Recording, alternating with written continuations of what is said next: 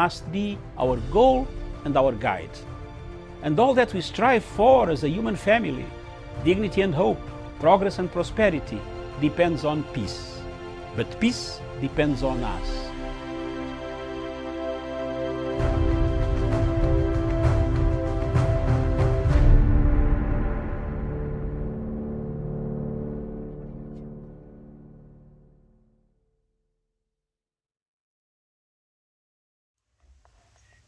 Good afternoon, viewers.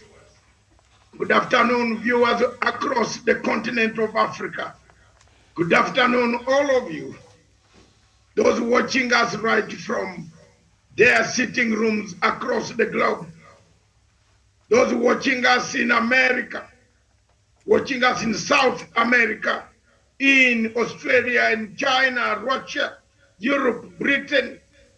No, Britain now is a single entity, so you have to mention it alone. It is the empire has taken back its glory. In Canada, the days seem to be moving even darker than darkness itself. Good afternoon, viewers across all those continents. Good afternoon, people of Kenya. Good afternoon for all the people of Scotland for having hosted us for the last 1 week that we are not there. Today you miss us, but you also don't miss your weather. It is very cold. The snow started falling. Miriam, you can't stand out. You have to be inside all the coats on. Good afternoon, all the panelists on this show. This is Punchline Africa Television, broadcasting from the Political Command Center. And here we are back in the headquarters in Nairobi. Good afternoon, Miriam Ogoto. Doc, a very good afternoon to you, and a good afternoon to our panelists, and good afternoon, good morning, good evening to our viewers wherever they're joining us today. Miriam, let me fix my earpiece. Good afternoon, all of you, the viewers. This is a special program that we intend to bring to you across to the world. First, we shall look at the Kenyan headlines, news headlines. The legacy of President Uhuru Muigai Kenyatta still stands firm. We are on the road towards Damascus. We left for Ruto. Towards Jerusalem is for us. Ruto is on the road to Damascus. Uhuru Kenyatta is on the road to Jerusalem. Whether he will make a U-turn, it is up to him. We shall look at the legacy. We shall look at the politics of Jubilee Party, which way it goes. And then we shall come, is Raila gaining momentum in the mountain. I told you, and I am going to be nicknamed Mr. I told you, when the real rumble begins to rumble, those below the surface will rumble. First of all, I want to ask if any of you on the panel has read the book Betrayal. It was written by Judas Iscariot. But do you know who wrote the foreword? Do you know? Herod Agrippa.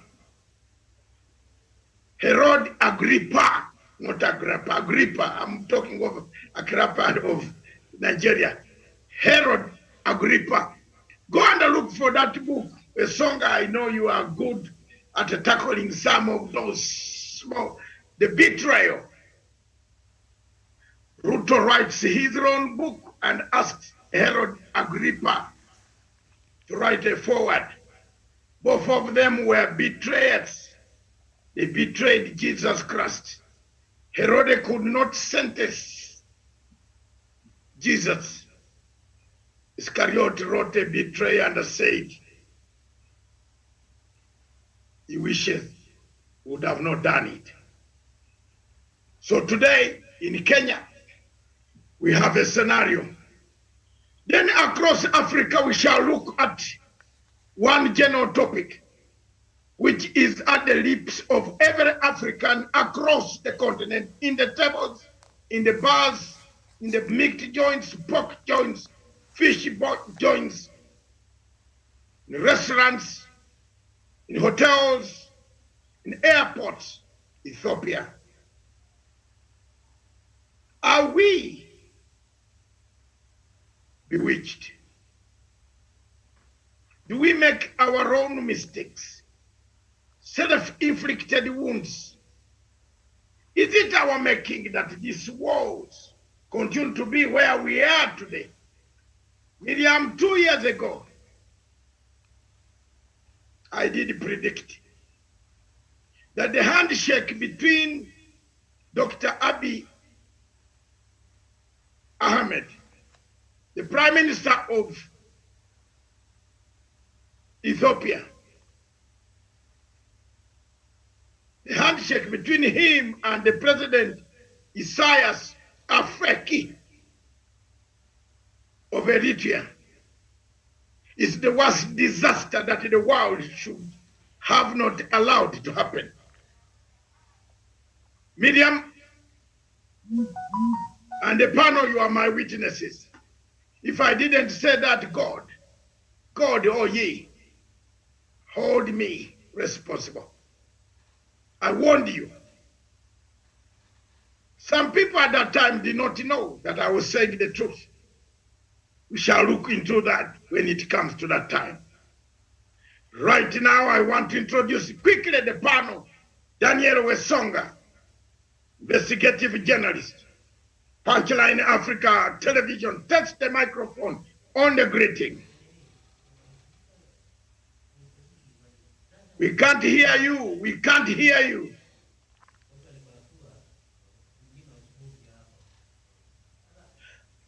As he prepares his equipment. Yes, Daniel? Yes, sir. Very, very good afternoon, Dr. Matsanga David. Good afternoon to Miriam Oputo at our headquarters in Nairobi. Good afternoon to my good brother, Tarishol Yesasina, fellow panelists, and all the viewers here in Nairobi, Kenya, Africa, and the rest of the world. Good afternoon. Thank you. Don't go too many words. Just greet good afternoon. How are you, Tawish? Over there, you seem to be in a very powerful Runda estate with the garden in the background. Good afternoon, Tawish. Good afternoon to you, Dr. David Masanga. Good afternoon to my colleague panelists, as well as all our viewers who are tuned in to watch this program this afternoon. My greatest pleasure to join you on this program. Good afternoon, Dr. Masanga. Your location, please. In Runda again? Somewhere in Nairobi.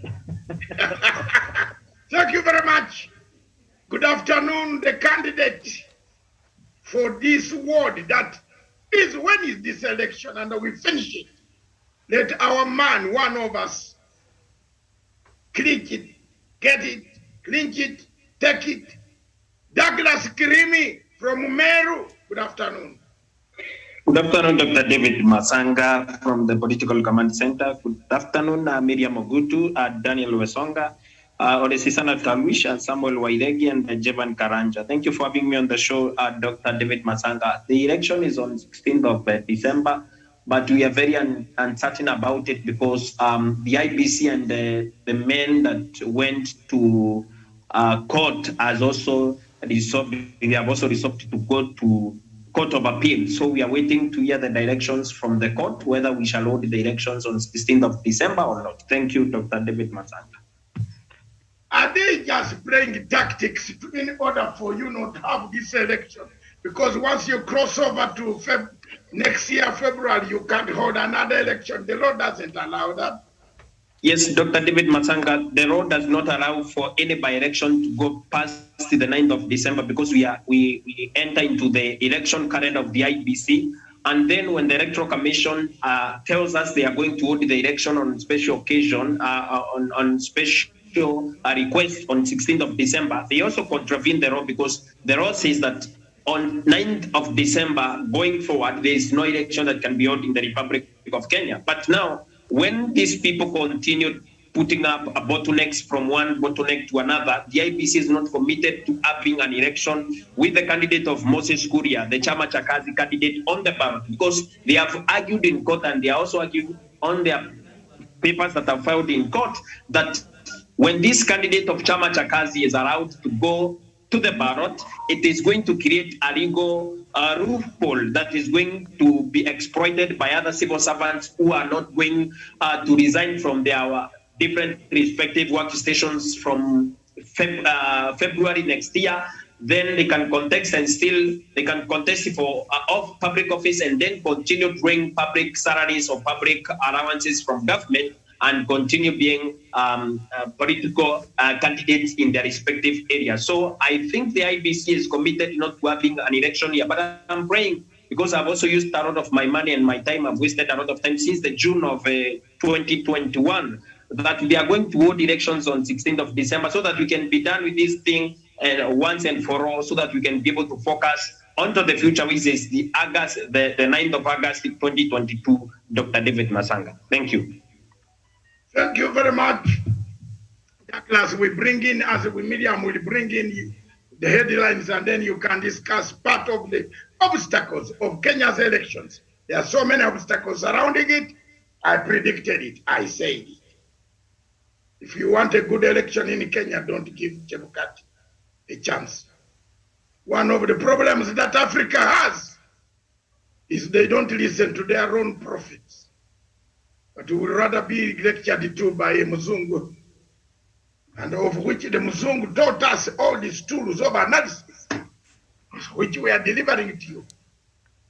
The song you have seen, the betrayal by his Judas Iscariot, forwarded by Herod Agrippa. It's a very interesting book. You better read. Samuel War Iregi. Good afternoon, sir. Good afternoon, Daktari. Thank you very much for joining us. Wherever you are, which location are you in, sir? Miriam would like to know. As we speak, I'm in Kirinyaga County, still listening from the ground, and I can assure you that the ground is shifting, Daktari.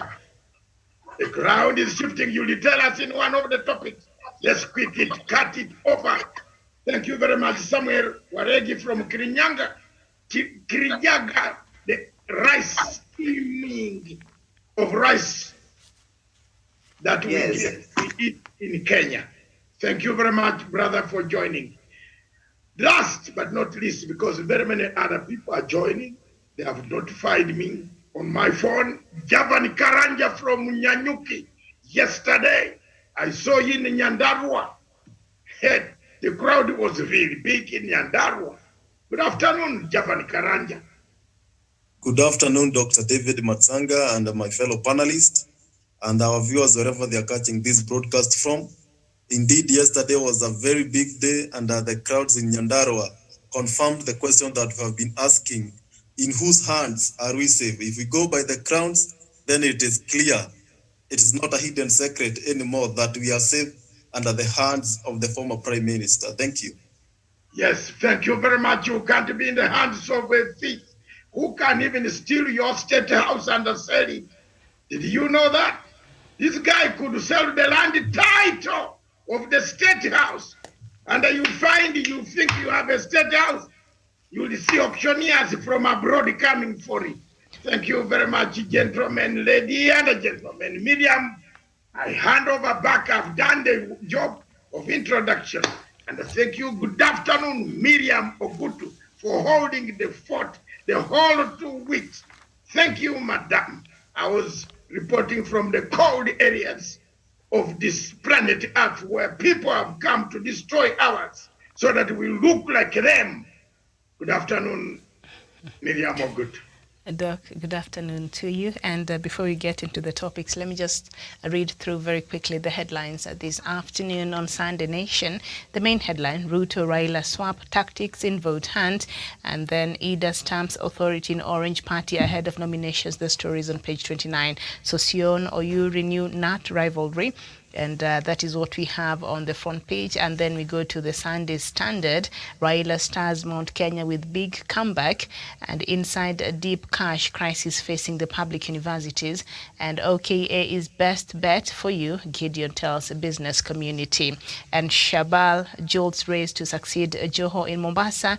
Court says no to Ruto on Eldoret land. The story is on page 13. I don't know what that is, on page 13 of the Sunday Standard. So that is what we have on the front page. So the headlines today: Uhuru's legacy and which way Jubilee, and is Raila gaining momentum. Then after that, we'll discuss Africa and see we our own enemies, or what else is happening. So, Doctor, that is what we have, and those are the topics we have today.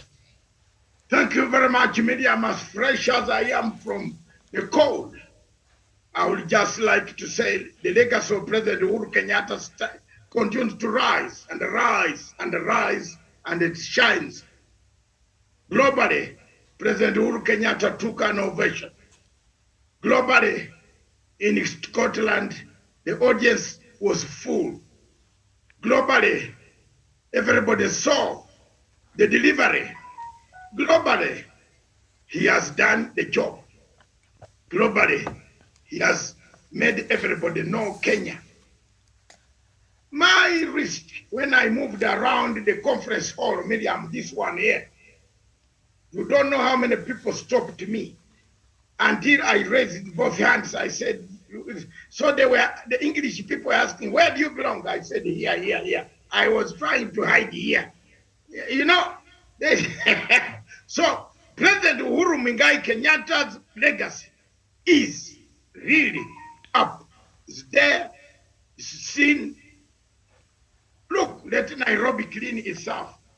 The concrete is about to go. By February next year or January next year, the city will be the city. More people will be flowing in. We fought the pandemic. We have stood by him. We have never let him down. We stand by the president, I, myself, and my team, including you, Miriam. We have been here. We have been saying they have insulted us. We have grown thick-skinned. And we are not, our skins are thick. We are not bothered, but we shall always preach. The legacy is going on. We are there. We are firm. We are protecting a legacy of the president, Uhuru Muigai Kenyatta. Let the thief grab more land. Let the thief look at this.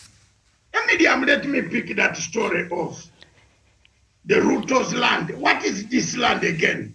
The story the guy has been grabbed. You see, this morning when I was looking at analysis, this guy has been, his background is just 50. And I find it very difficult to very good Kenyans who have gone to school, some of them well-schooled, better than Matsanga, saying, we love him. So are you people, you love thieves? You love thieves? A man has even before he becomes the president, he's already in court struggling with land. You remember he has been convicted. He's a convict.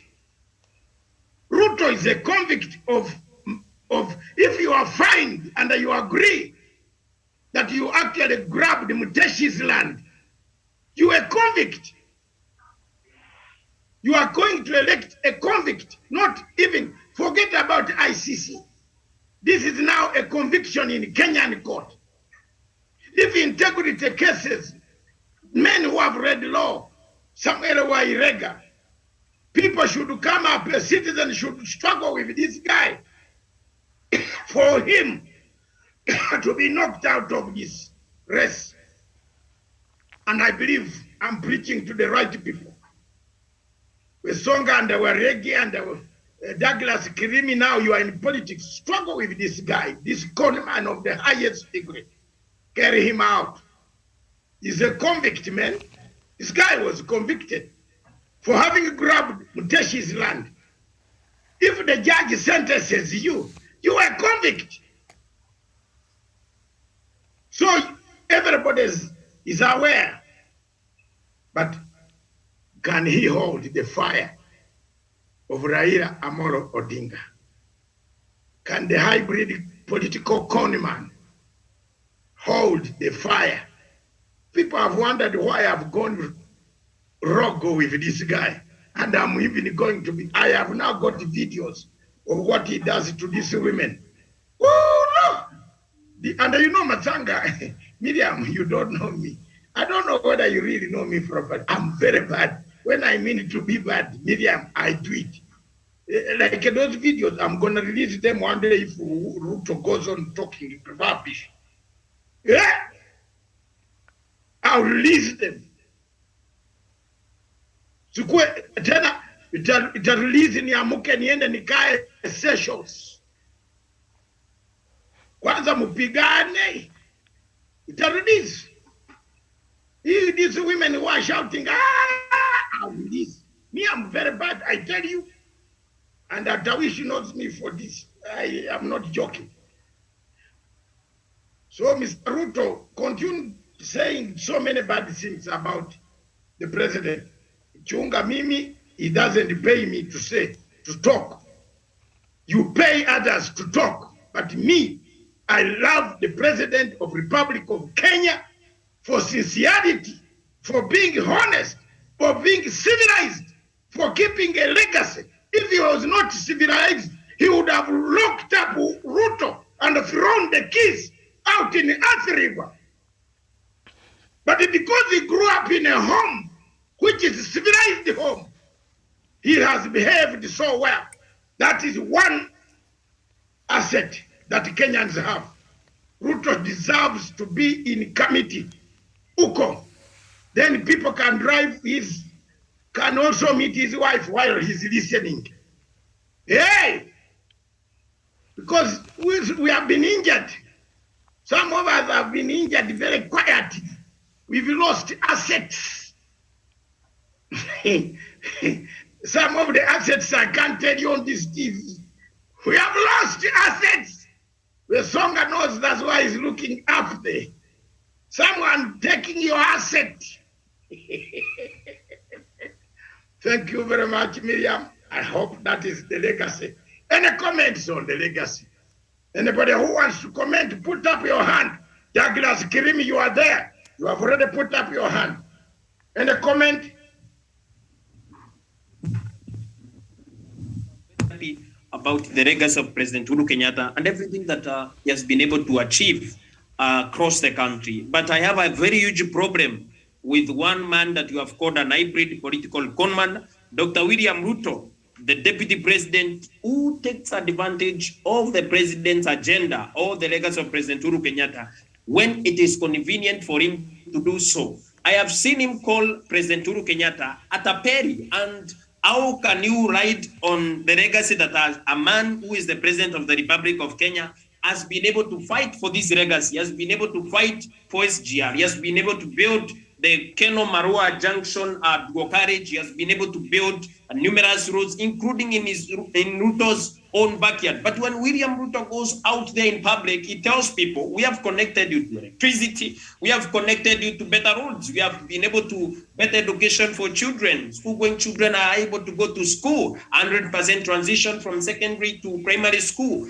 And this is the same person who continues writing to the populace or the people of Kenya, telling them that the president of the Republic of Kenya and himself have been able to build technical institutions across the country. But on the same note, tells the people of Kenya that the president of the Republic of Kenya has had nothing to offer for 10 years. He is coming to create a miracle in 2022. Dr. David Masanga, I take this opportunity to ask Dr. William Ruto to desist from using President Uhuru Kenyatta's legacy when it is convenient for him to do so. Because Dr. David Masanga, when we went to the polls, we elected one president, one governor, one senator, one member of parliament, and one MC across this country. We did not elect two people to be present in this country. Uhuru Kenyatta is the president. He has been able to do a lot of things in this country, built a lot of roads, especially in Meru, connected us to electricity, irrigation schemes in this country, and he has been able to put this country on international map diplomatically, and he has been able to give us a better standing with the Committee of Nations, and we are very glad about it. But for this hybrid political conman, Dr. William Ruto, he should be able to desist from what he has been terming the legacy of President Uhuru Kenyatta as a success and be able to build on his own opposition role come 2022, Dr. David Masanga. Thank you. Thank you very much. Across back to Daniel. Anybody who has a comment? I have heard yesterday Ruto talking about achievements that he says have been there. He has done it. He's doing very well. What is he doing very well? Yet he says this group will attack this conmen or tapedi, including the president. Surely, does this guy have conscience? Samuel Wairegi, let me go for Samuel as a guest, our guest. Samuel. Thank you very much, Daktari from UK. The legacy of President Uhuru Kenyatta is speaking for itself. Everyone, including the Taga, the maniacs, knows that President Uhuru Kenyatta has really worked for this country. Daktari, I was privileged to yesterday to pass through the Kano Marua Highway that is under construction. And from there, I also I was in Nairobi, and everything there is under construction, Daktari. Matters infrastructure, the president has really done a lot. When you talk, or maybe Daktari, if the last time that you stepped in Kenya was when you come next year, construction in this country is at the highest gear to ensure that he completes everything before he gets out of office.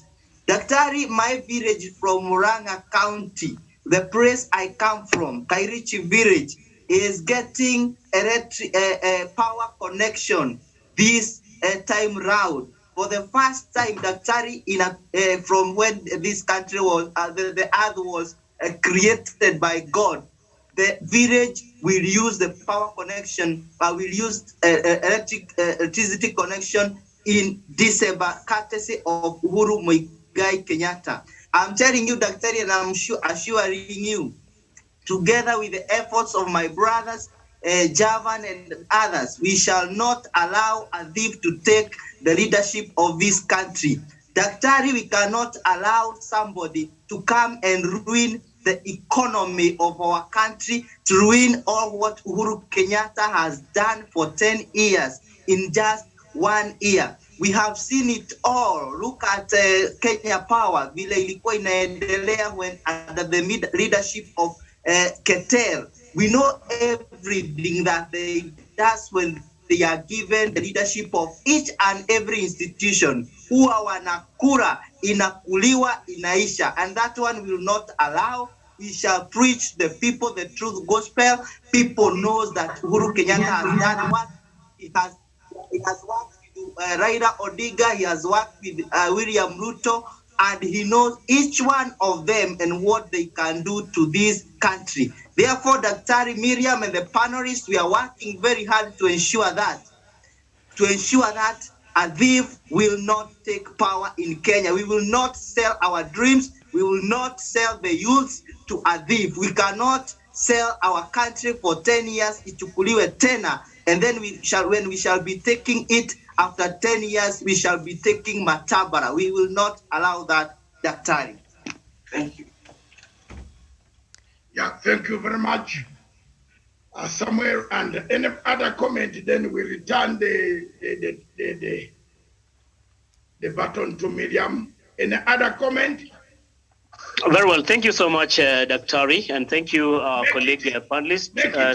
Make it short. Miriam is telling me on wire that make it short. Yes.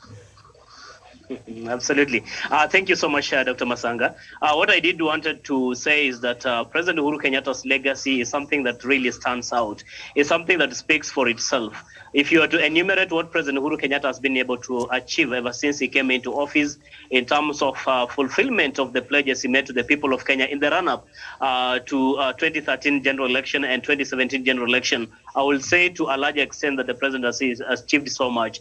For avoidance of being repetitive, Dr. Masanga, my other colleague panelists have mentioned the issue of infrastructure in terms of roads. We have also looked at what is happening with, of course, the SGR. We have seen what is happening, for example, in our schools, the infrastructure that are being built. The Tanga team has been so much speaking about the people who are so much in the agriculture sector are being neglected by the Jubilee administration. But we have seen what President Kenyatta has been able to do. And in terms of the prices of the products that come from our farms today, I'm very sure that the farmers are really smiling. You go to the sugarcane farmers are also smiling because the prices of sugarcane have gone up. And also in terms of the payment, the time has also been reduced. Look onto the coffee farmers, the tea farmers, the people who rear animals, for example, milk farmers, and so many others in different sectors, Dr. Masanga, the president has been able to achieve. But if I shall just put it in a nutshell, Dr. Masanga, President Uhuru Kenyatta has achieved the best and bigger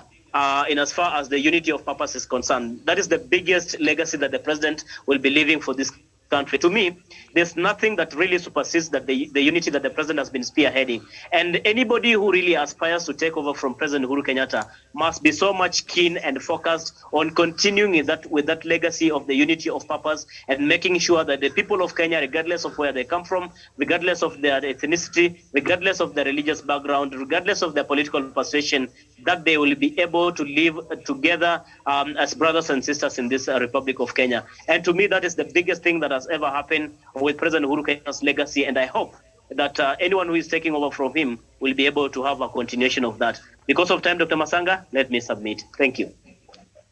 All right. And I think Daniel wanted to say something. Daniel Vesonga. Yes, thank you, Miriam Ogutu. And of course, I'll just follow the line of my fellow panelists to laud the legacy of President Uhuru Kenyatta. And as it is, like Samuel Orega said, that when you move around Kenya, most parts of the country, it is actually a construction site. It means that a lot of construction progress activities are actually in progress. And that is what the second term of President Uhuru Kenyatta has been. Going back to what Douglas said, it is within President Uhuru Kenyatta's pronunciation that the first term was actually wasted and in massive looting and corruption. He has only said that he worked so much in this second term and he delivered on a number of projects. And those projects are out there for you to see. The Nairobi Expressway, we have seen roads being constructed and dams in central Kenya. We've seen even roads in parts of Rift Valley. So in a nutshell, Miriam, I believe the legacy of President Uhuru Kenyatta is in track. He has been doing exemplary well. And the fact that the deputy president can conveniently actually accrue the project that the president has done in those particular areas, it means that he actually attests also that the president has delivered in his second term. So let us not be hypocritical. Let us go out there and see the good work that the president has done. In as much as the legacy is concerned, Miriam, I believe the president has done an A+. Okay, as we conclude on this matter, I'm sure Jeven also would like to chip in on something there. Jeven, go ahead. Yeah, thank you very much, Miriam. And I'm flabbergasted and mesmerized by the statements that were made by Madira Member of Parliament, Rigathi Gachagua, saying that the next year general election will not look at the developmental agenda, will not look at what President Uhuru Kenyatta has done, because development is not important. That what is important is supporting the deputy president. Those statements, Miriam, are not good, especially coming for a leader, because he is saying that President Uhuru Kenyatta has done nothing. And if we are going to by development, then we should not look on that side. I think, Miriam, we should, as a country, be looking for those leaders who are development-oriented, for those leaders who can take this country to the next level, and leaders who can emulate what President Uhuru Kenyatta has been able to achieve. I think the next person who should take over from President Uhuru Kenyatta should be a person who have proved beyond any doubt that he is futuristic, that he's a person who cares for all of us as Kenyans, but not a person who is concerned with a few individuals, a person who is concerned and who is aiming to enrich himself and to compete with other tycoons in Africa. And by the end of the day, to be the richest man in Africa. We are not going that route because there's a presidential candidate whose aim is to be the wealthiest person in Africa. I think we should look for a person who will do better than President Uhuru Kenyatta. And Miriam, when you look around, when the former Prime Minister was a Minister of Road, he gave us Thika Road. But when William Ruto was a Minister for Agriculture, he killed the maize farming in Uasin Gishu. He brought maize at a cheaper price. That's saturating our market in the country. Therefore, this is a leader who doesn't care about the future of this country. I think I've made my case clear. Thank you. Okay, thank you so much. And we look at the other topic we had under Kenya, and that is Raila gaining momentum. Now, the headline on the Sunday Standard: opposition leader takes his Azimio la Umoja campaign to Nyandarua County. He did that yesterday, making several stopovers, accompanied by Governor Francis Kimemia. Takes jibe at DP's wheelbarrow narrative and promises youth decent jobs. Doc, you can start us off with this topic, Raila's momentum, and is he gaining it, especially in Mount Kenya? I have liked the way the former Prime Minister has conducted himself and the way his strategy is working. I have liked the infusion of the ideas from the former Jubilee diehards and the serious strategists that have come in to combine their brains, and I'm happy to be associated with such strategies and very, very seriously operating to enhance the people, give ideas pro bono. He has been steadily gaining momentum. The people are realizing the truth. Ruto has run out of ideas. Believe me or not, he has been, Ruto's going around. You see, he was in Bungoma the other day. And he went back to Bungoma because people are not convinced. You get the point. Ruto's strategy is, where people say people are complaining, he runs. But Baba's strategy is to tell the truth. The country, east or west, needs a platform of unity or purpose.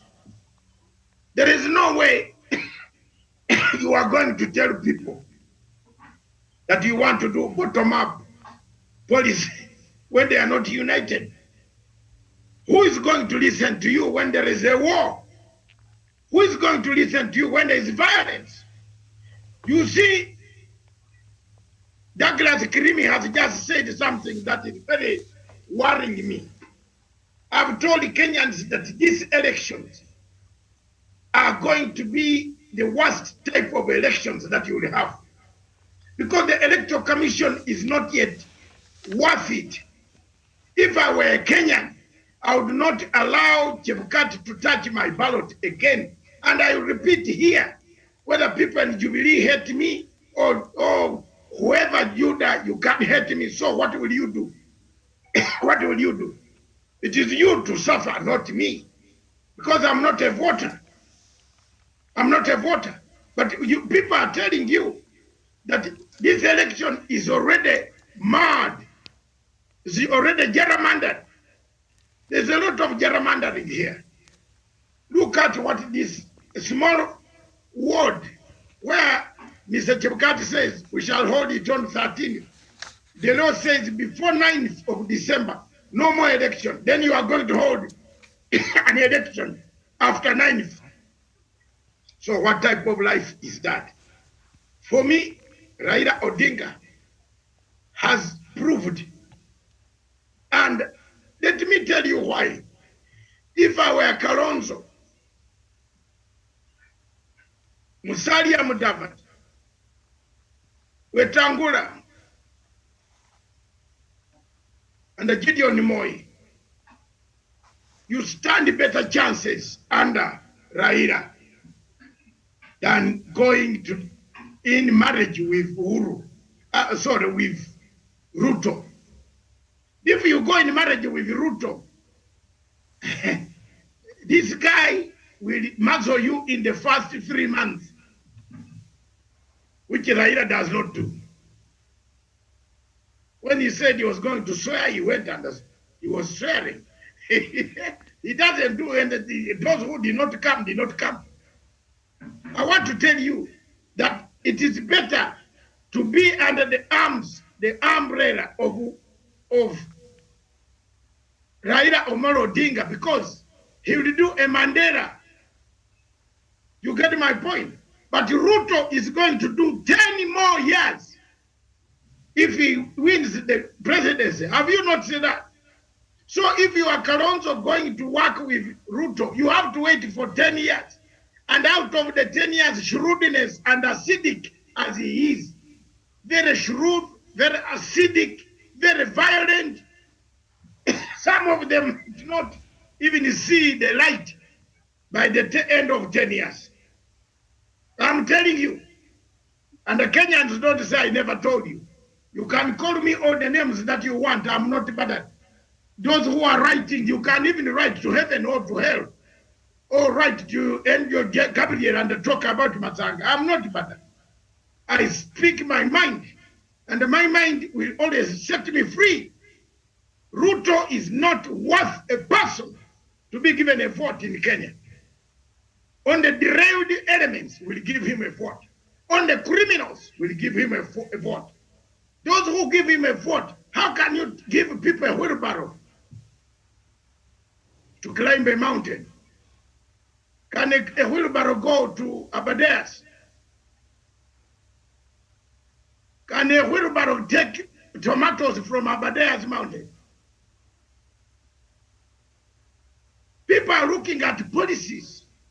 Don't bring us something like a bottom up. Bottom where? Where do you bottom up? Where's the bottom up now? Bring a policy like that of Raila, which is comparable to something. Raila is saying a vulnerable home, family, can be paid 6,000 shillings per month. It's practical. It's practical.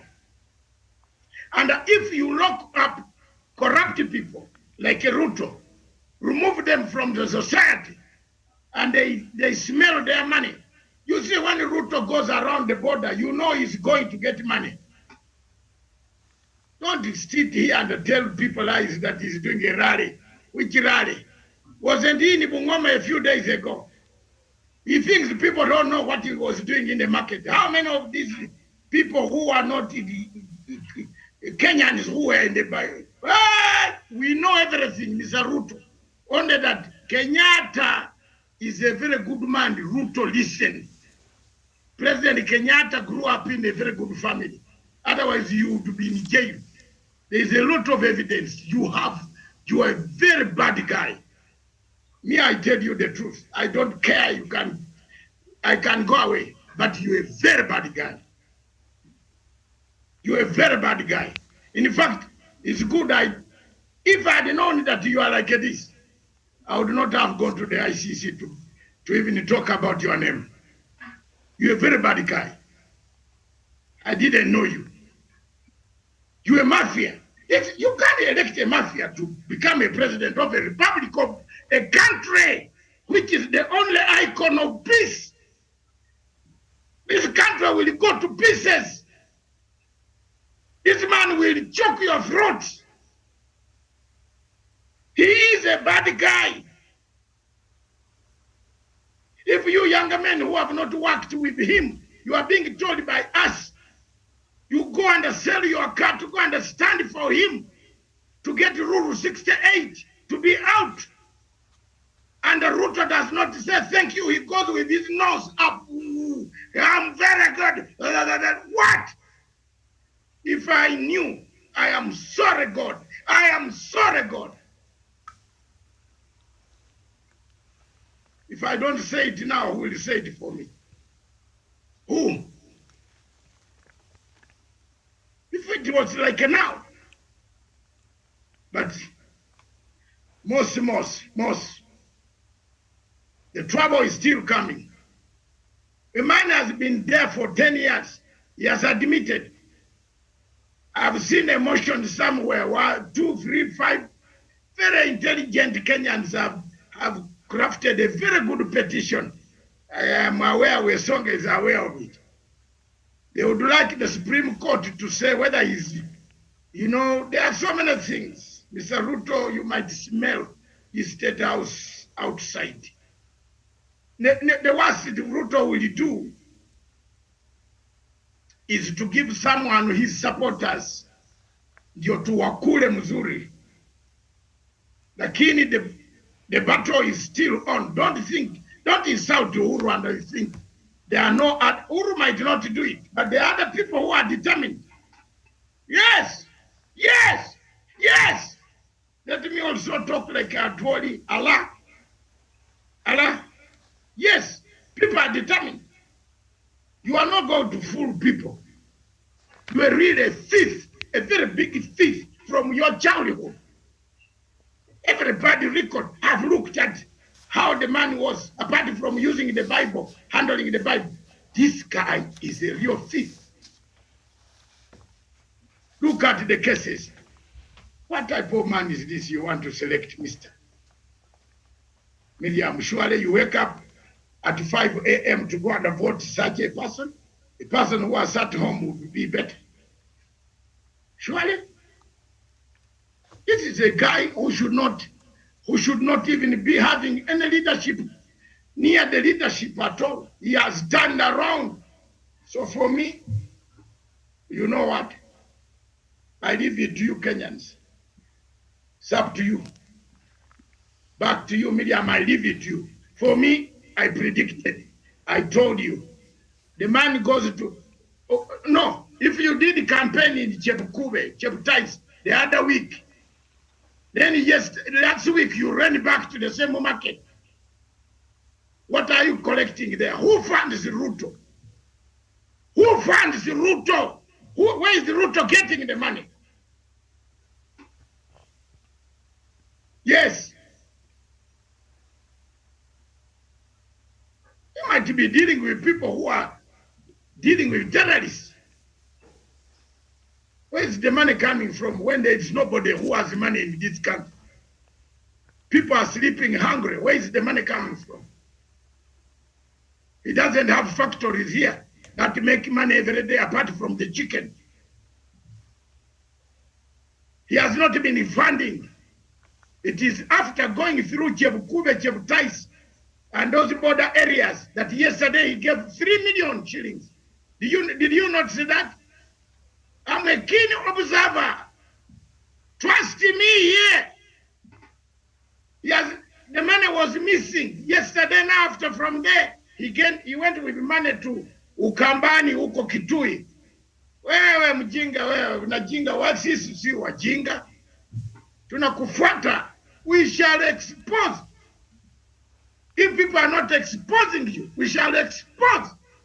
And this social media is very good. We shall write and let the people read. People are going to make judgment. Akia Mungu Miriam, this boy will lie, will cry.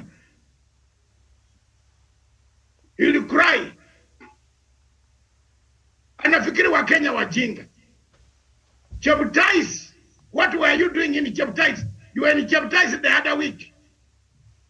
Yeah. Well, actually, Kenyatta is a very good man. Miriam, that's all I can tell you. You have a very good president. But the things this man is doing against the president, another president like mine across the bridge, the one across the bridge, he said, Matanga, we like you, you can make noise, but don't make noise in our country. You see, we don't take this type of noise very easily.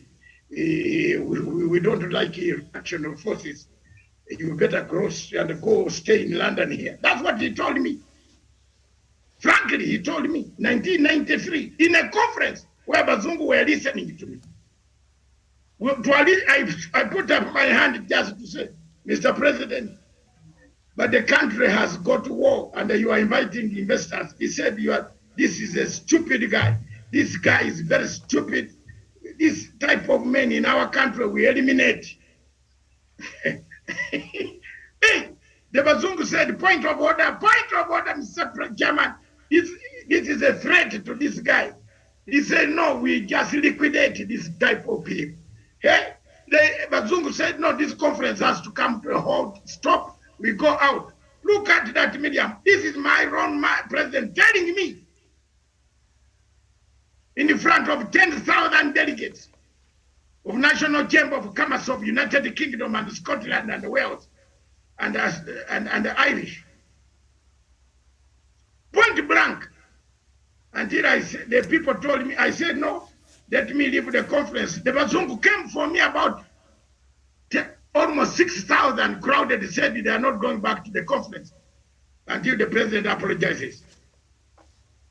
Then I also said I left. Then he went outside and I called 3,000 Ugandans. We blocked the motorcade. So, my friend, we are lucky. The president here is a very good man. He is very, very good. The type of things that his deputy does, no. He a mafia, Miriam. Thank you. Very well, thank you. That's how we should remember when Raila had yet to start visiting Mount Kenya, and when he met the business community from Mount Kenya, he was challenged to go and speak to the people himself in Mount Kenya and convince them. And from what you've been seeing in the tours he's been making and the inroads in Mount Kenya, how do you think he's doing so far? The good thing, Miriam, that we get to appreciate with Raila Amolo Odinga is a person who listens, and he listens to advice. The reason why I'm saying so is because you rightly attributed to the advice he was given when he made his debut in Murang'a County. I remember was it at SK Masharia's home.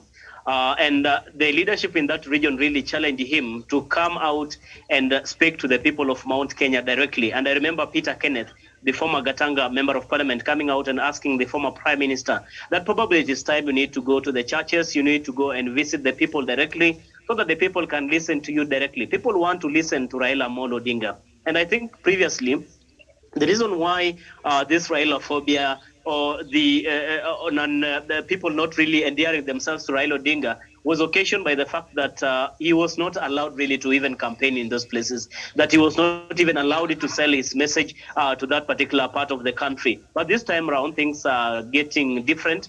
And I can but tell you that Raila Amolo Odinga is not only climbing the mountain, but is doing so steadily. He's actually making forays, and his forays are becoming a success with each and every elapsing day. Why am I saying so, Miriam? Look unto the governors. Out of the 10 governors who actually come from that region of the vote-rich region of Mount Kenya, 7 out of 10 already are in support of Raila Amolo Odinga. And even those who served previously in those capacities, including even senior politicians and business people from that region, are really supporting Raila Amolo Odinga's presidency, including the ordinary people. So who is it really blind? Who is it that is so deaf not to listen and hear and see how the ground is really shifting in favor of Raila Amolo Odinga's candidature for presidency come 2022. So I can authoritatively tell you, Miriam Ogutu, and my colleague panelists and all the viewers who are watching this program this afternoon, that indeed Raila Odinga's inroads and forays in Mount Kenya is paying dividends. We are seeing people getting converted each and every other day,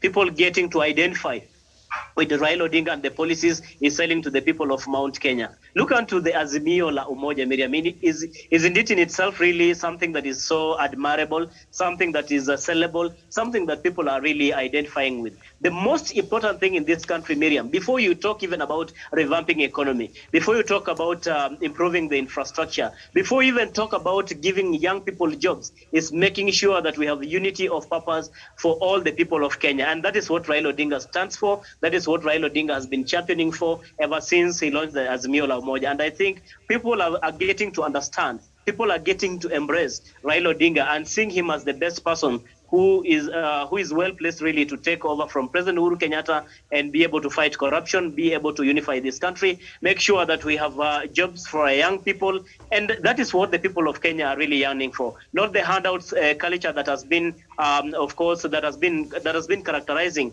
our political scene for quite some time, Miriam. That is what William Ruto has fashioned himself with. He's been giving out handouts, giving people wheelbarrows, and telling them that he is a champion of change. What kind of change? A person who has been deputy president for the Republic of Kenya for the last almost 9 years has not been able to really even live up to any of the single promise he's been able to make to the people of Kenya in the run-up to 2017 general election. Then how can we be sure that come 2022, if he was to be elected by the people of Kenya, that he will be able really to fulfill the promises that he's making currently? So, Miriam, I believe in the person of Raila Amolo Odinga, just like the people of Mount Kenya are finding it, that it is better to work with Raila Amolo Odinga because he's living the talk, is a person who can fulfill the pledges he's making not only to the people of Mount Kenya, but the rest of the country. I submit. Okay, thank you so much, Samuel Tawish. Douglas Kirimi, how do you think Raila is doing so far in popularizing himself in Mount Kenya region? Thank you, Miriam. Raila has been able to give us a lifeline for those people who have always supported him under wraps. It has come to our attention that the governor of Meru, Governor Kiraito Muronge, who went on to state on national television that they were demonizing Raila Odinga so that they can be able to paint our good candidates from Mount Kenya region as good and Raila as an evil man. And after that time, Raila has been able to make inroads across Mount Kenya, and we have seen Raila sell his own candidature without the help of so many people that William Ruto branded the system. We have not seen the system anywhere in Mount Kenya. We've seen friends of Raila. We've seen people who support a Raila candidacy come out clearly and they state that they are in support of the former Prime Minister's bid to be the President of the Republic of Kenya. The other day, Francis Atwoli, the Secretary General of KOTU, asked the other day that in whose hands are we safe? Are we safe in the hands of a thief or are we safe in the hands of a statesman? And your answer is as good as mine. And the President also said something in Karatina that I took note of one evening as he was coming from Kirinyaga. Yes, that I have sent a visitor who came across here. Did you see him? The people responded, we have seen him. And he said, make your own choices, because I've also sent a visitor, and there's also someone else who also invaded my own political bedroom in court. And Raila has been able to distinguish himself from the many politicians who come here with a lot of promises, trying to write to us, backstabbing our leaders. We have not seen Raila Amolo Odinga try belittling. Okay, we seem to have lost Douglas Kirimi there, so I'll just move on to Daniel Wesonga. Yes, thank you, Miriam Ogutu. And of course, my brother Douglas has been putting it quite into perspective that Raila Odinga is an elder statesman. He's someone with a cool temperament. I believe even for a majority of people who are shifting their allegiance to him, believe that he's a kind of person right now who has matured in politics. He's a seasonal politician. And I believe he's given up the position of president after President Uhuru Kenyatta. He will be able to continue with Azimio la Umoja, which I believe was among the pillars of the BBI agenda. You remember unity was amongst the pillars that brought together President Uhuru Kenyatta and the former Prime Minister Raila Odinga. And you can see the kind of peace and tranquility the Kenyan people are actually enjoying. You can see the amount of business that is actually coming our way. Today, Raila Odinga was in a church in somewhere in the Eastlands, and he said, before we had the handshake, people were going to the streets every day. We had an acrimonious relationship between the government and the opposition. And that actually put the country at the edge of a precipice. And without peace and tranquility, perhaps Kenya would have gone the Somalia way. Those were his exact words. So I believe all that, the fact that he had to go and look for his brother and had a handshake with him, he agreed or obliged to it. It means that this is someone who was matured and who sees Kenya just beyond his own personal interest. If you are to ask Raila Odinga's supporters in 2018 if it was right for him to go shake hands with President Uhuru Kenyatta at the Harambee House, they will have actually refuted those such kind of a suggestion. But because Raila loves this country more than his own political interests, or maybe even the interests of his supporters, he did what he did to ensure that Kenya can move forward. So I think it is that amongst many reasons that we see most elites in Mount Kenya region deem him as a better option when it comes to presidency, other than maybe the deputy president, someone who has never apologized to anybody. You remember he was a very close ally of Cyrus Jirongo. Today they don't talk. He was a close ally of former President Daniel Toroitich arap Moi. When Moi was dying, he did not even want to see him. In fact, the grapevine has it that he had instructed people that these particular individuals should not even step in his funeral. He was close to Raila Odinga. Today, you can see whatever he does to Raila Odinga, whenever he goes to any rally, is all about insulting Raila Odinga, calling him Mganga. He was very, very close to President Uhuru Kenyatta in 2013, 2017. Today, I'm very surprised he calls the president a tapeli, which is very, very retrogressive, Miriam. So to me, Raila Odinga is the only viable or the next convenient candidate who can take over this country, and all Kenyans will feel safe that they are in Raila's hands. So just to reinforce whatever my panelists have talked about, my fellow panelists have talked about, that in whose hands are we going to be safe? We will be safe in Raila Odinga's hands. Why? Because he's an old statesman. He has the wisdom, he has the right temperament to take this country to the next level from where President Uhuru Kenyatta will be leaving us in come next year in August 2022. I submit. Okay, thank you so much. Samuel Wairegi. Thank you very much, Miriam. In a very short submission that I'm going to take, yes, it is true. His Excellency Raila Amolo Odinga is climbing the mountain, and he is doing so very well, because we all know that Raila is a very shrewd politician. He has been in this game for long, and he knows when to move forward, when to move backward, when to move sideways, and when to do everything. And know that he has marked the sense of timing. Raila Odinga, first of all, what he has done, he has been able to study Mount Kenya region for a period of 4 years now. And what he did first was to have a handshake with Uhuru Muigai Kenyatta, our president. And that was a great move. His people might have seen it as a very a move that will make him lose his popularity, but he knew it all. He had been trying alone for many years, but now he wanted to do it in another way. He did it, trusting himself without even consulting his people. He trusted himself that this time let me do it in another way, and he did it. He has studied this region for 4 years. He knows what the people want. One thing that he's doing, he knows how to recall the history of this region. That's why when he starts speaking, he recalls the history first of all. He narrates how he has been there, how he has helped so many Kikuyus, including Mwai Kibaki, and everyone feels that this man is one of us. And this is why you see, Miriam, that many people want to see him. Many people want to be associated with him. When he speaks, everyone wants to listen from him. When you come to even the social media platforms, most of the people there, young men, want to be associated with him. First of all, Ruto did one very big mistake. From 2017, he started campaigning.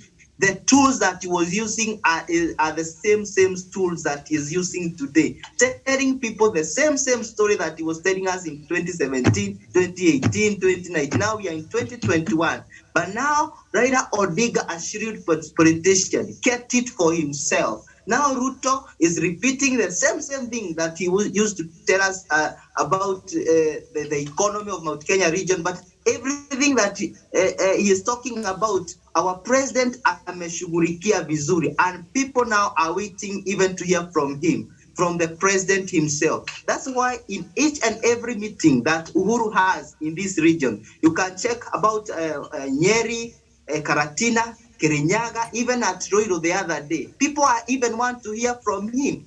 who is your candidate? Who is your candidate? Everyone wants to hear. But then, because we are again dealing with a very shrewd politician, Uhuru Kenyatta, he tells them, I still give a signal. So he keeps people wanting to know who is this next president that we are having. And those people who call themselves the supremos of this region will know when the time comes, when the Uhuru Kenyatta speaks in his own native tongue. And when he speaks to us using that tongue, he touches our heart. Again, I say that he touches our hearts and he touches the hearts of the common mwananchi wa Mount Kenya. Okay. That's my submission, Miriam. Thank you so much, Samuel Waragi. Thank you so much, Jevan Karanja.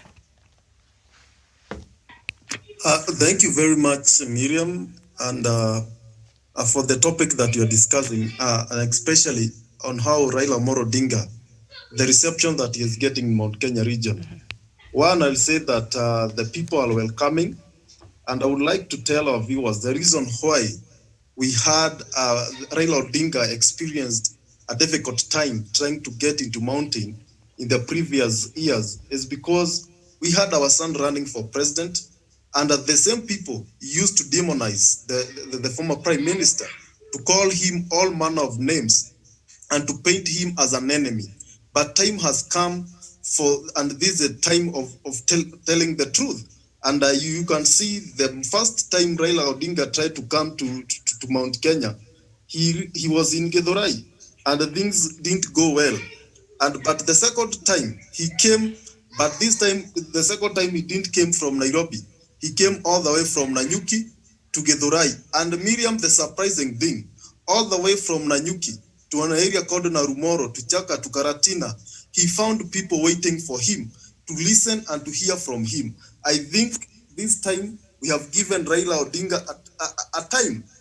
And for the first time in history, we are seeing Raila Amolo Odinga coming to Mount Kenya region to sell his agenda and to talk to the resident of this region one-on-one, something that didn't happen before. To me, that is a mega success. To me, that is big, that is huge, and something that is so incredible and something that we appreciate.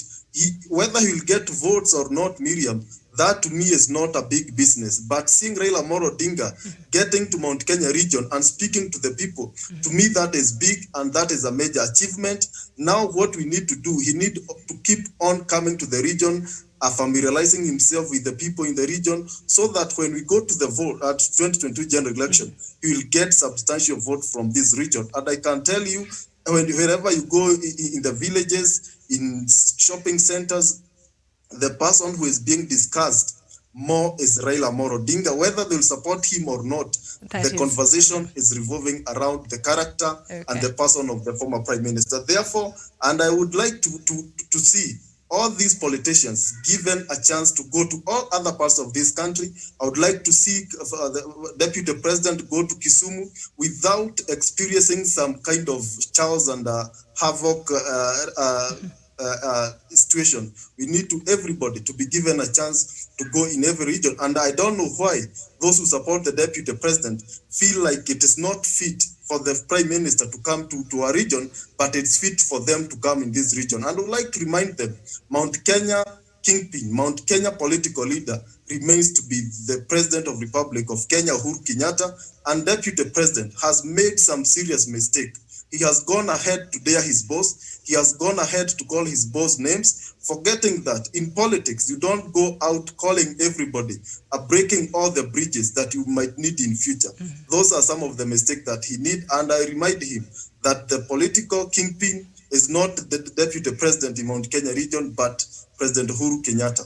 And he is the one who has given the go-ahead for the former prime minister to come in this region and to sell his agenda. And Miriam, the day President Uhuru Kenyatta will accompany Raila Odinga in this region, everything will change. I'm just waiting for that day. Thank you. Okay, thank you so much. So from all the submissions I've heard, is that the conversation has already started in Mount Kenya, and progress so far has been made by former Prime Minister Raila Odinga and also the opposition leader. And today he was in sections of Eastlands region, and I just hope he'll be done by the time we're through Your traffic, you know. But thank you so much. So that marks the end of our Kenyan topic. So now we come into the topic that is on Africa. Are we our own enemies, or what is really going on with us in this continent in light of what has been happening in Ethiopia and other places across the continent? And Dr. Matsanga will open for us that conversation.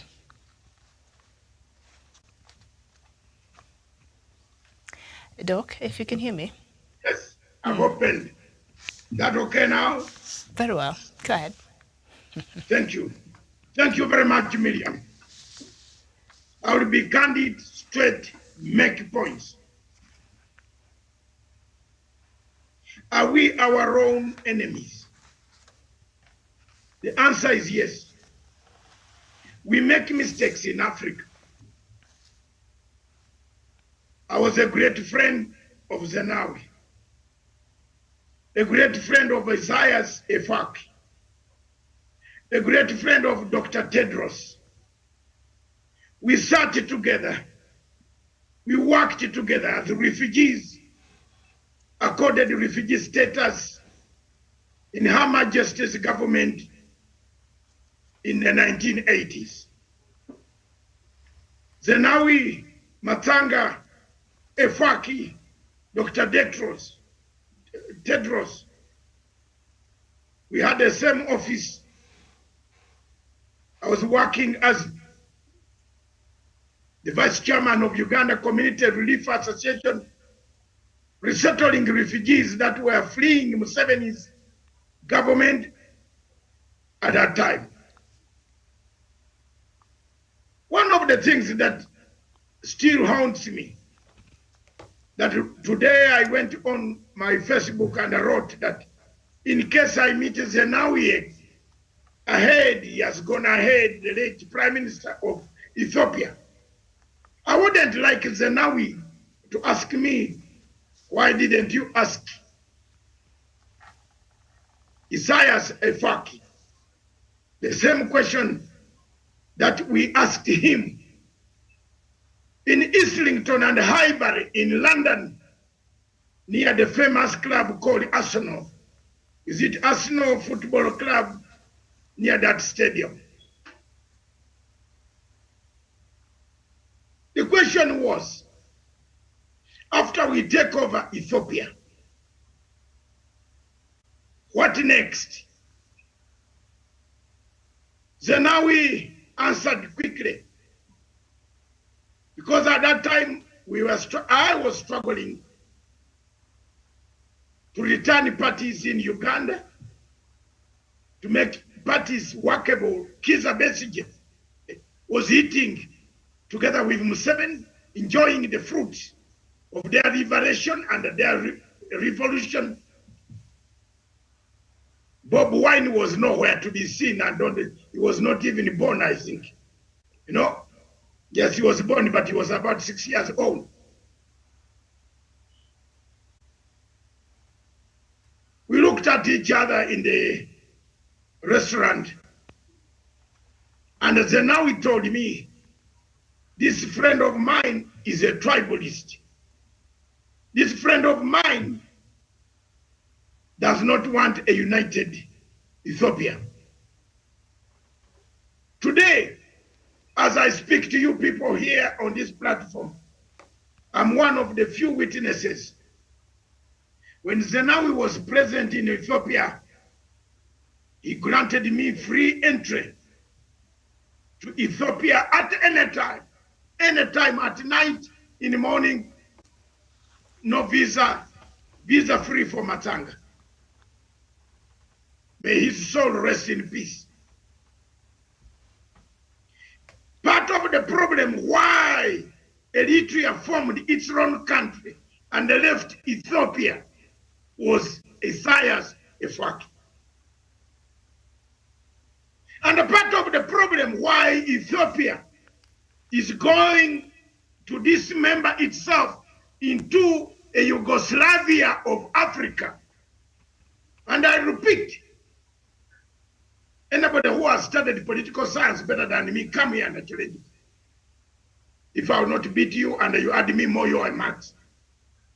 Ethiopia is Isaias Afwerki. The presidents of East Africa, should not look anywhere for the enemy. The enemy of Africa is Eritrea. Eritrea kills us. Eritrea harbors terrorists. Eritrea has Al-Shabaab.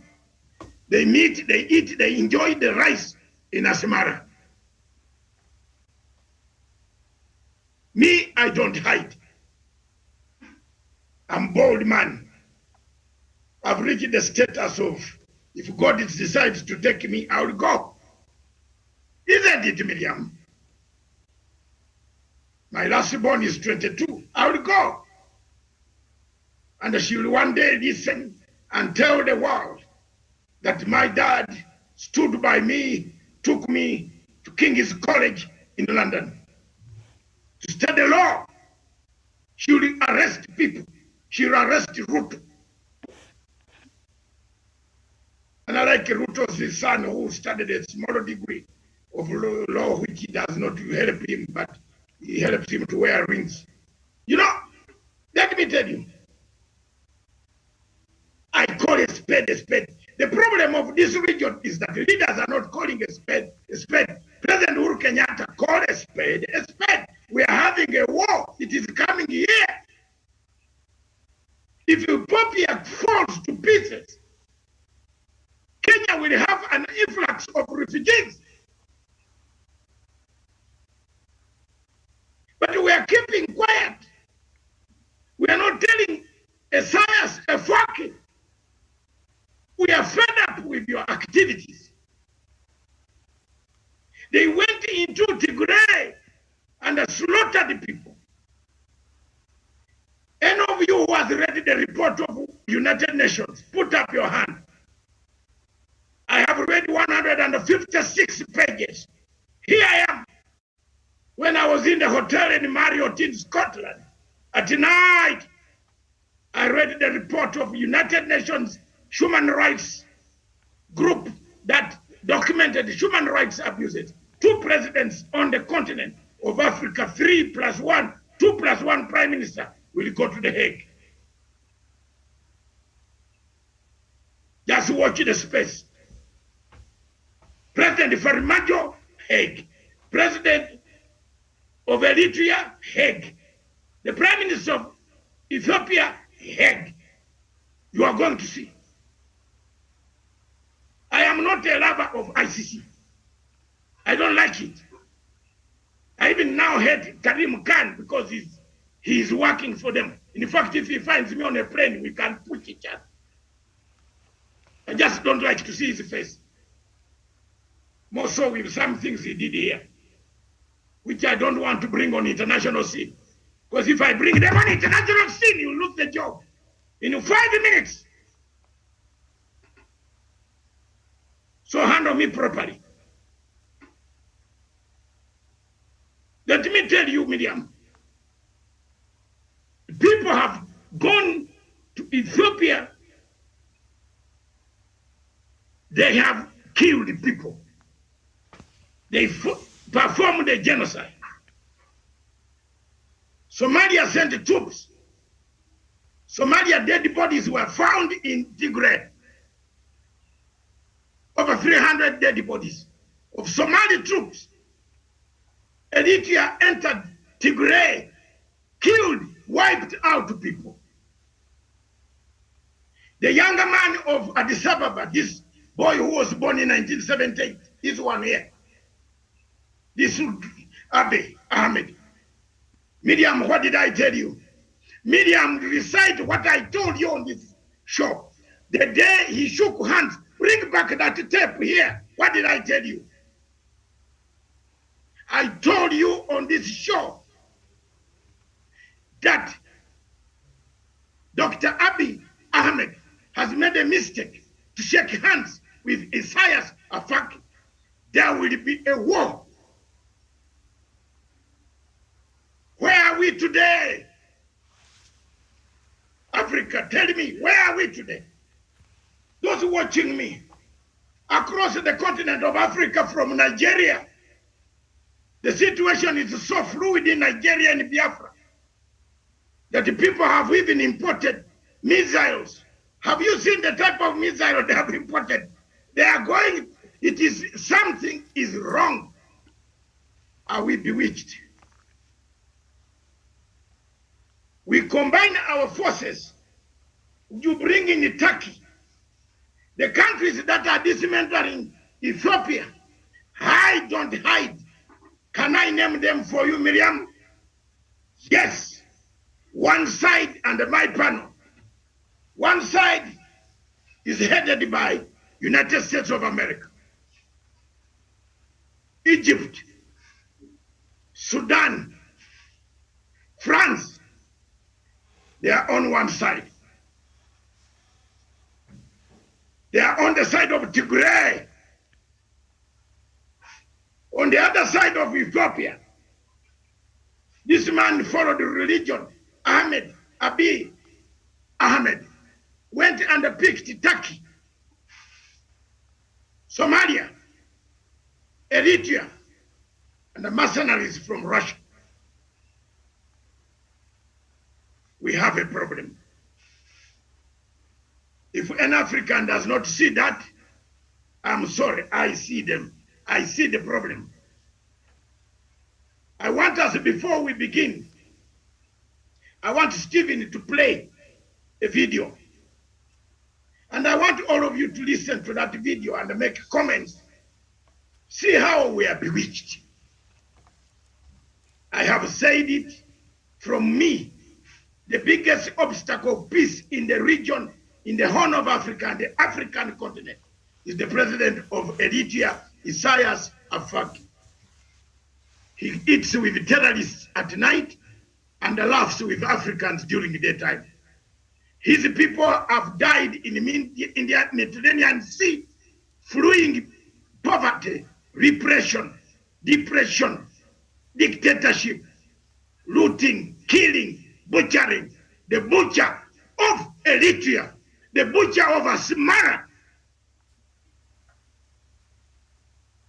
My friend Zanawi will love me tonight.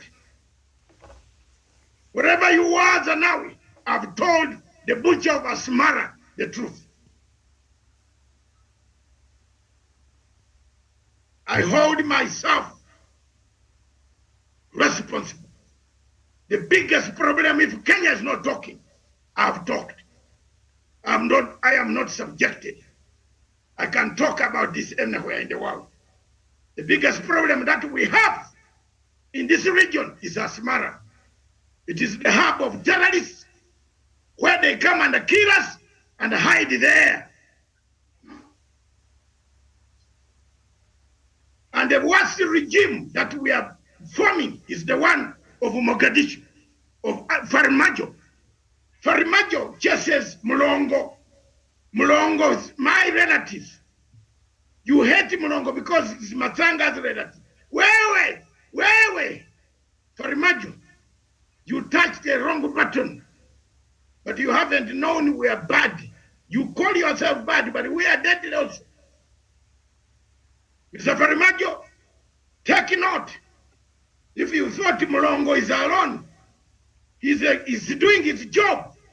Why would you pinpoint a Ugandan and send him away? We have kept you.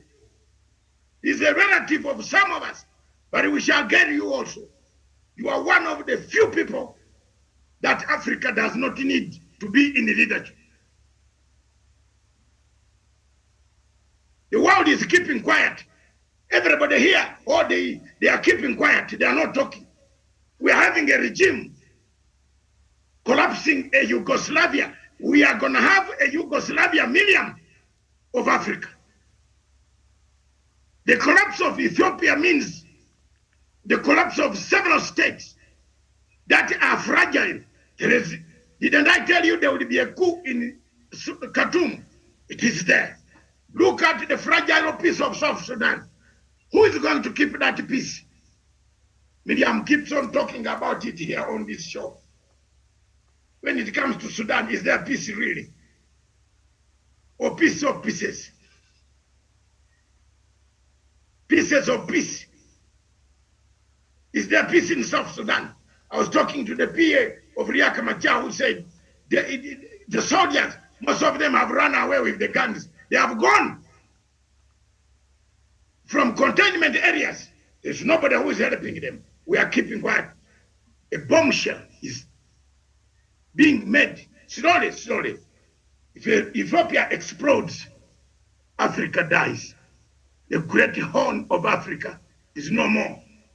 But the man behind all this is the president of Eritrea. Why the African world has not checked on this bloody fucking guy, the butcher of Asmara? I've never forgotten the words that Zenawi, and I warned you. As soon as Ahmed shook hands with Efaki, I told you there's going to be war, and this is the end of Ethiopia. If I'm wrong, any of you here can challenge me today. And I'm sure Wesonga was present, Tawishi was present, Miriam, you were present, Douglas Kirimi was present. And the tape is there. Professor Onyari was trying to tell me, oh, we need this. I said, no, Prof, there will be a war. It was very bad. Another point that I want to make as I leave you to make your contribution and see the clip as we go, because time is running against us, is the question of why did the West rush to honor Dr. Abiy Ahmed with a Nobel Prize laureate winner? Because he was their surrogate. The man has never worked anywhere except NGO. Miriam, did you research very well on him? Has he ever worked anywhere? NGO, George Soros. When he reached there, he turned on George Soros. Who is turning on Dr. Abiy Ahmed? George Soros and the group. The format of CIA outfit is there. And the people are not talking about it. People are not talking about the truth. Let the truth set the people of Africa free. We want a free Africa. An Africa that can integrate. Not an Africa where you find the Rutos, the mafia, who are running around laundering money, coming around picking money from borders. We want an Africa which is free. Let's call for it. Let's have a free, fair Africa. Let's have an Africa without external influence. We have been subjected to a war that we never wanted. The war in Ethiopia is a proxy war. Someone is fighting someone's war. I've listed you the countries. Silent Gulf states are funding Dr. Abiy Ahmed with the highest sophisticated arms.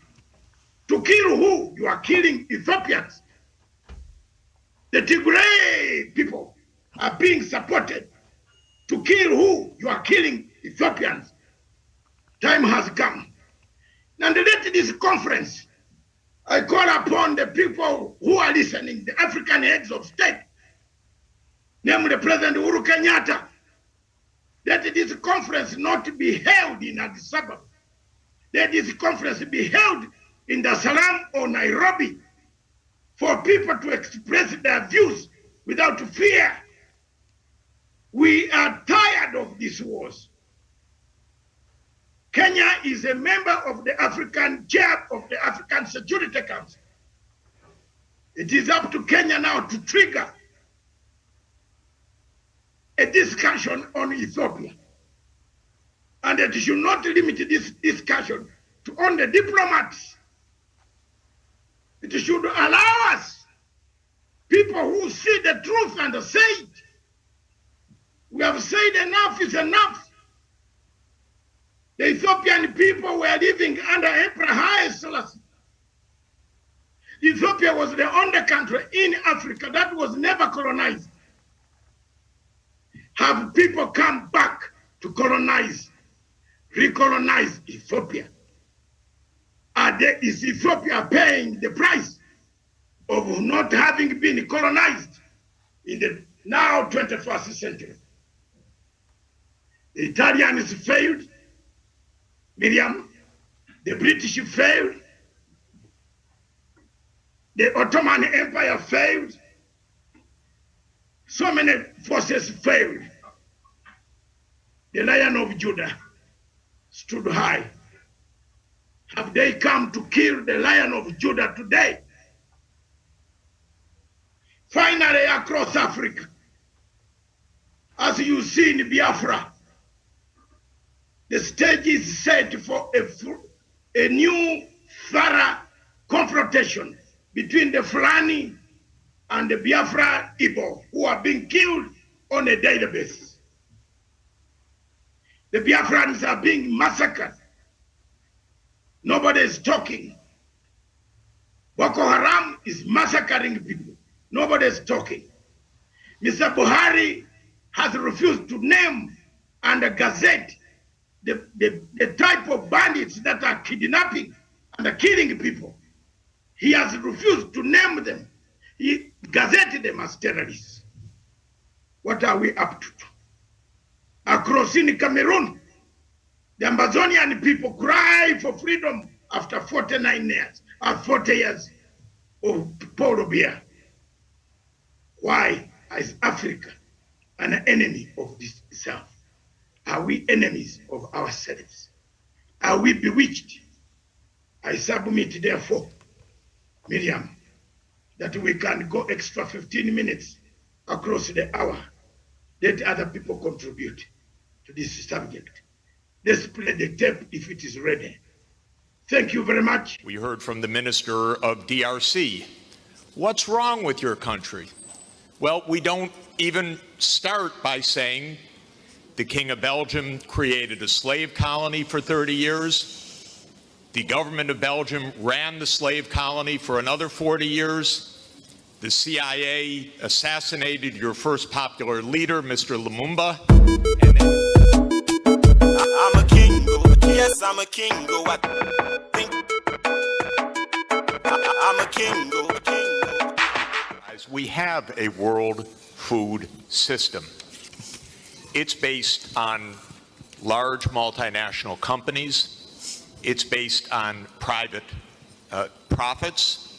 It's based on a very, very low measure of international transfers to help poor people, sometimes none at all. It's based on extreme irresponsibility of powerful countries with regard to the environment. And it's based on a radical denial of rights of poor people, as we just heard. It's interesting, we heard from the Minister of DRC, what's wrong with your country? Well, we don't even start by saying the King of Belgium created a slave colony for 30 years. The government of Belgium ran the slave colony for another 40 years. The CIA assassinated your first popular leader, Mr. Lumumba, and then installed another dictatorship for the next 30 years. And then Glencore and others now suck out your cobalt without giving you tax income. We don't reflect on that. We say, what's wrong with you? Why don't you govern properly? And so we have a system, but we need a different system. We cannot turn this over to the private sector. We already did about 100 years ago. Not only to the private sector with the U.S. military behind it, with the defense of these property rights in the Minister of Honduras's country, where United Fruit ran the country for a long time. And their attorney was the foreign minister of the United States, Secretary Dulles, and his brother was the head of the CIA and overthrew the next door neighbor, Mr. Arbenz, to make sure that United Fruit could have its property. So we have a system, but we need a different system. And the different system has to be based on principles of human dignity in the Universal Declaration, principles of sovereignty, principles of economic rights, because these are not nice things to do. In 1948, all the government said that food is a right, social protection is a right, not a nice thing, not a pleasant thing, a right. That was 73 years ago. The SDGs are nothing more than our generation's attempt to honor the Universal Declaration of Human Rights. I come from a country that not only doesn't care about the world's poor, it doesn't even care about its own poor. 1 in 7 Americans is hungry right now. And they don't care. I mean, the poor people care, but one political party, all it cares about is cutting taxes for the rich and filibustering any solution. So we're in a world that's really tough. The private sector is not going to solve this problem. I'm sorry to say to all of the private sector leaders, behave, pay your taxes, follow the rules. That's what you should do.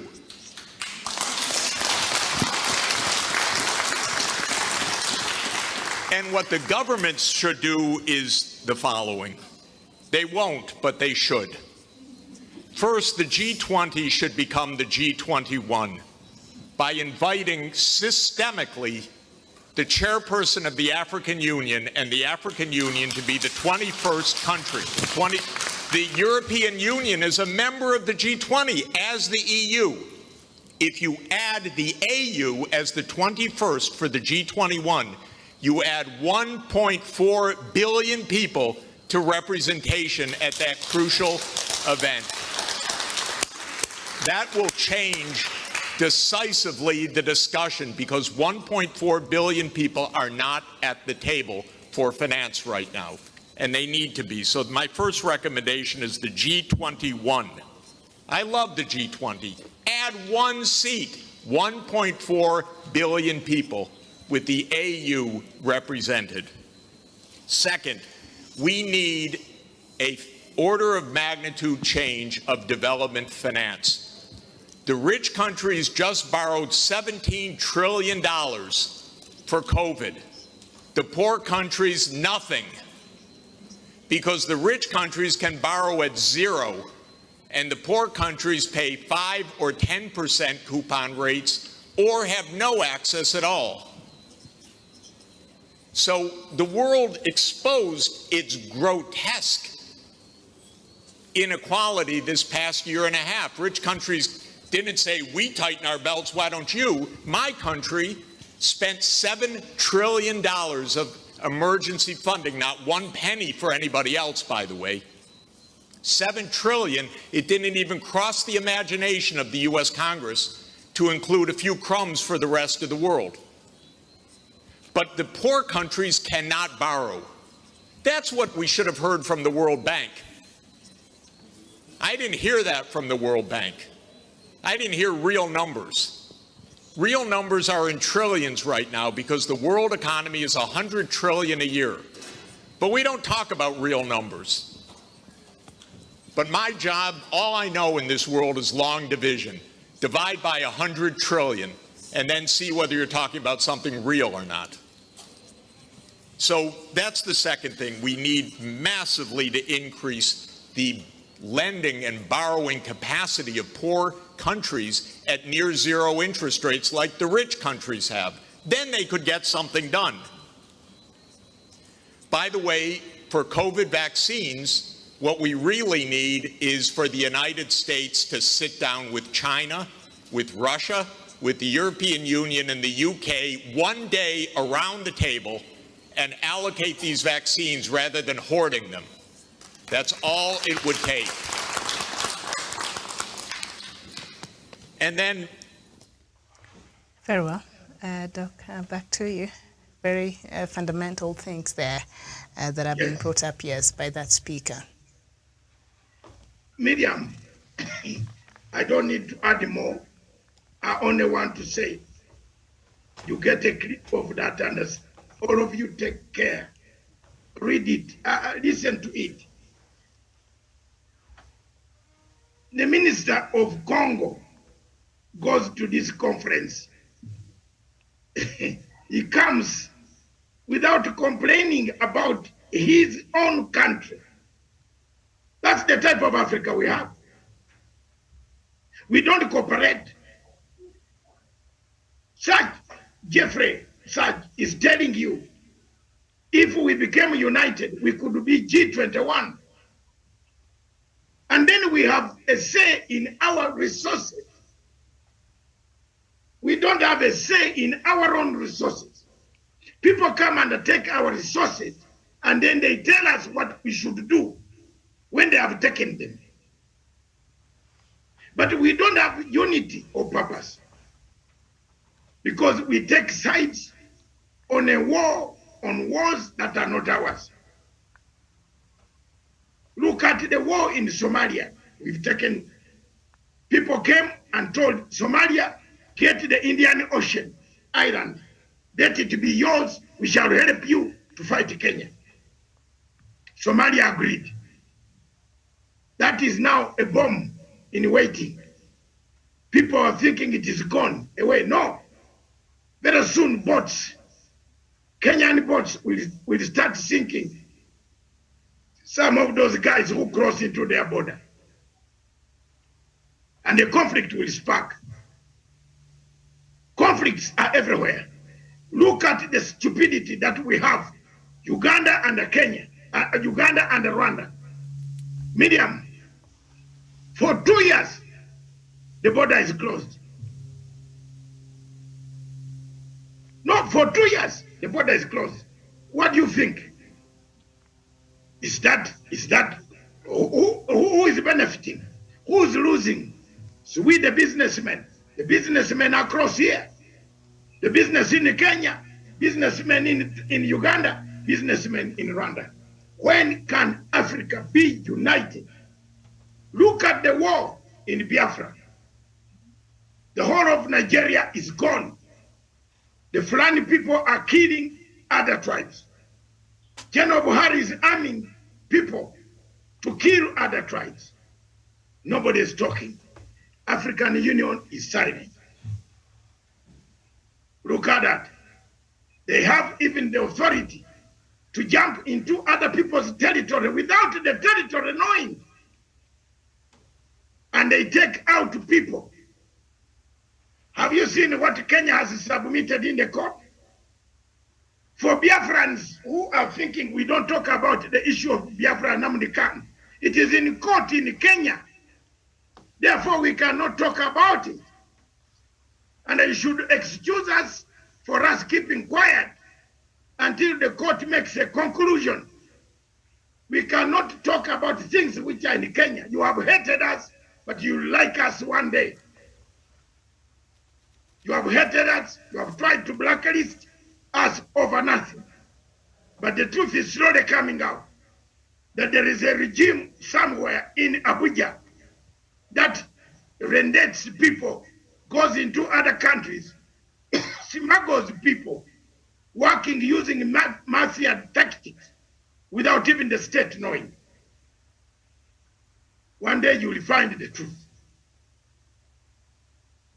So all this, Miriam, they culminate into a disaster, a total disaster that Africa needs to check, a total disaster that we are bewitched. Every leader in Africa is trying to extend his own term of office. Why? We fear if we go back to retirement, we shall be locked up in our maximum prisons that we created. Are we bewitched? Are we enemies of ourselves? I submit, yes. Thank you. All right, thank you so much. So for the interest of time, we're already on the top of the hour. Just allow a minute each. Please don't go further than that. So I'll start with, I think Samuel Tawish, I don't know if he's left or he's still there, but I'll go to Douglas Kirimi. Thank you, Miriam. Like Dr. David Masanga said, the climate of fear prevails upon Africa. The climate of fear continues to hang across Africa, and most importantly, our neighbors, the people of Somalia and also Ethiopia. Miriam, especially the people of Ethiopia, their own country is about to go to the dogs. Like Dr. David Masanga has said, because of their prime minister and other Western allies, Western countries, allies who continue ruling the people of Ethiopia from behind the scenes. Miriam, it is our responsibility as the people of African descent and the people of our own continent to be able to come out clearly and defend our Africa the way we know it today. For example, Miriam, the people of Somalia are being pushed to go to a war with the Republic of Kenya by pseudo-economic robbers hiding in the European countries and capitals, and who continue staying in their countries but fueling division across the two countries, or between the two countries that have lived together for millions of years. It is about time for us, the people of Africa, to take charge and be able to lead ourselves and also be our brother's keeper. Rest we fall as we know Africa today, because in the next few decades, Africa is going to disappear the way we know it today if we continue entertaining these pseudo-Euro robbers who continue stealing our oil resources in Indian Ocean, and other countries who continue stealing their minerals, and also countries that continue cooperating with these pseudo-Euro robbers who continue taking advantage of our own African strength and our own Africa unity and cooperation. Thank you. Thank you so much. Wesonga, Daniel. Yes, thank you so much, Miriam. And of course, Dr. Matsanga has given a very, very intense analysis of how the situation is in Africa. And it is a sad that Eritrea, a country which has been christened as the North Korea of Africa, has all these negative interference in matters governance of Ethiopia. But however, the blame cannot solely lie perhaps on Eritrea itself. I believe Abiy Ahmed, Dr. Abiy Ahmed, being the leader he is of a country bigger like Ethiopia is, would have been wise enough to consult experts in African affairs, to consult people who are into intelligence world, like Dr. Masanga David, like leaders who are the helm of power from various African countries at that time, to know that this is a wrong man to go and have a handshake with. It is akin to having a handshake with a leper. And you can see now the myriad of problems that are following the people of Ethiopia. Ethiopia is at the brink of collapse. Very soon, you'll see maybe the rebels from the Tigrayan Liberation Front marching into Addis Ababa. Why am I saying that? Because we've seen the American embassy has already given a red alert for its non-essential workers of the embassy to leave Addis Ababa. So that tells you that it's really chaos in Addis Ababa. And that, to add on it, Dr. Masanga has talked about the problems that we have in Biafra, the problems that we have in Amazonian Cameroon. I believe that is not the way the African continent should be. We should actually aim at breaking this cycle of violence, war, bloodshedding, and all these power rankles that we have. We should have a structure of leadership where leaders are able to serve their people, and when their time to exit power comes, they actually hand over mandate to another new fresh leadership. And that is what is not happening at the moment. No wonder you see Dr. Masanga lamenting that Africa need to go back to the drawing board. Africa need to re-strategize. Africa needs to come up with something new that will enable them to talk about things that better Africa, not just to look after the interests of the interferers who come in the name of foreign allies and foreign donors. I submit, Miriam. All right, thank you so much. Daniel Wesonga, Samuel Tawish.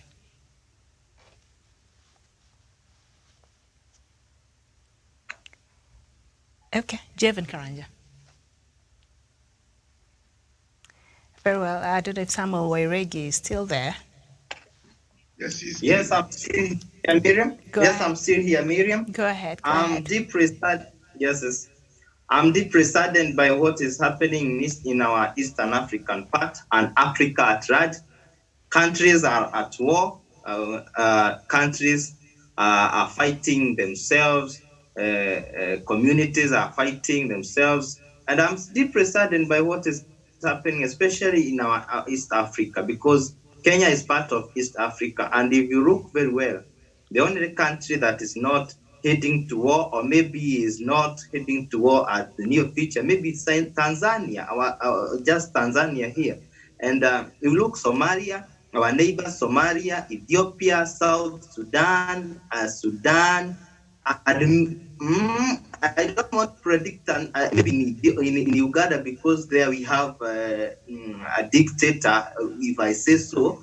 But I know one day they maybe rise up and do what is necessary for their country. If you look at these countries that are neighboring us, unless now our leaders now wake up again and call, maybe be wise and call for peace in this region, this thing is going to have to affect us as Kenyans. We shall receive a lot of we are going to receive many refugees from these countries, and this is not going to be a good thing for us as Kenyans. Therefore, our president should be the first person to call for peace and to champion for peace in this country. If you look at what is happening between Kenya and Somalia, Dr. Ali has put it very well that is a time bomb. Kenya, Somalia might one day be going for a war. So we should, our president, where he is, he should be the first person to champion for peace in this region and in Kenya, together with other good leaders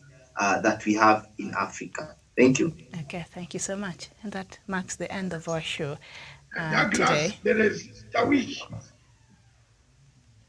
Tawish? Tawish is not there, Doc. We have to end now. Okay. Yes. Before you go, Miriam, there's something that has just come on the wires. The United States of America has issued a warning to Kenyan KDF and the Kenyan government not to allow Chinese to have military bases here. Perhaps that is now, what I've just spoken about this, there you are. Perhaps we shall look at that issue and find out what are the implications.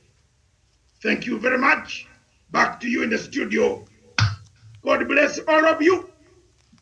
From the Political Command Center, this station is for Africa, with Africa back to Medium for Africa. All right, bye-bye. We'll see you tomorrow, God willing.